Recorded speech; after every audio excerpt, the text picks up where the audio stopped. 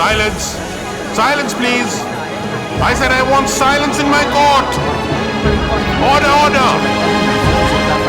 Order, order, order!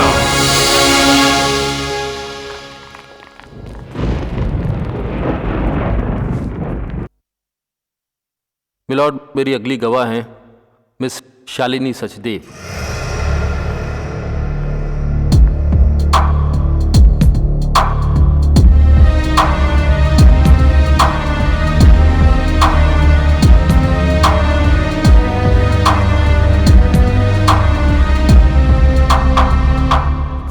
Miss Shalini Sachdev, आपका और मरहूम प्रीति सक्सेना का आपस में रिश्ता क्या था?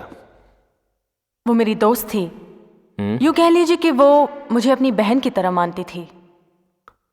तो आप प्लीज अदालत को जरा जोर से बताएंगी कि आपकी बहन जैसी दोस्त अपने पति के बारे में आपसे क्या कहा करती थी? वो अपने पति से खुश नहीं थी। एक मिनट, इधर जरा सा। क्योंकि वो जानती थी कि वो उससे प्यार नहीं करता, बल्कि उसने मुझे यहां तक भी कहा कि शेखर आजकल किसी और लड़की के चक्कर में पड़ा है।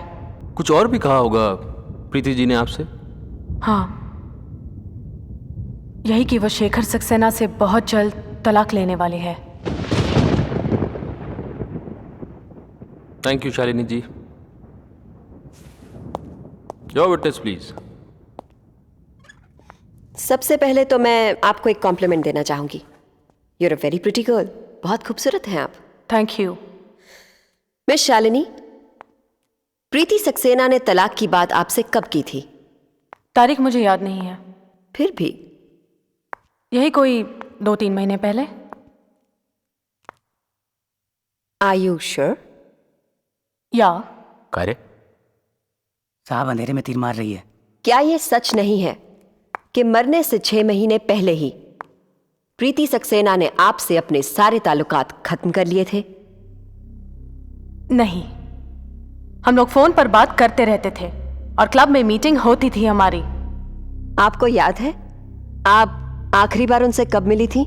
मैंने आपसे कहा ना, डेट्स याद रखना मेरे लिए मुश्किल है।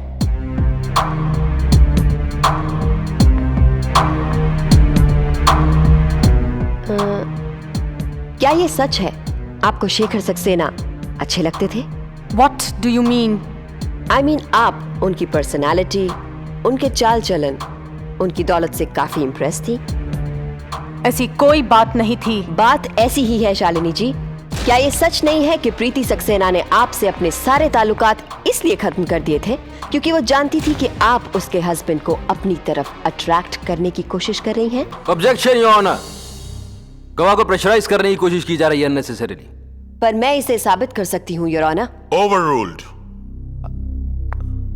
Thank you.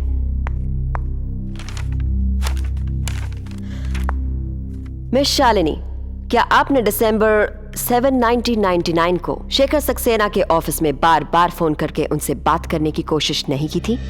मुझे याद नहीं है। मेरे हाथ में टेलीफोन कंपनी के रिकॉर्ड हैं। दिसंबर 8 को सुबह 9:50 पे, 11:40 पे, 1 बजे, 3 बजे, 5 बजे, मैंने कहा ना, मुझे डेट्स याद नहीं रहती। 10, 11, 12, 13। मैं कहा ना, मुझे कुछ याद नहीं है।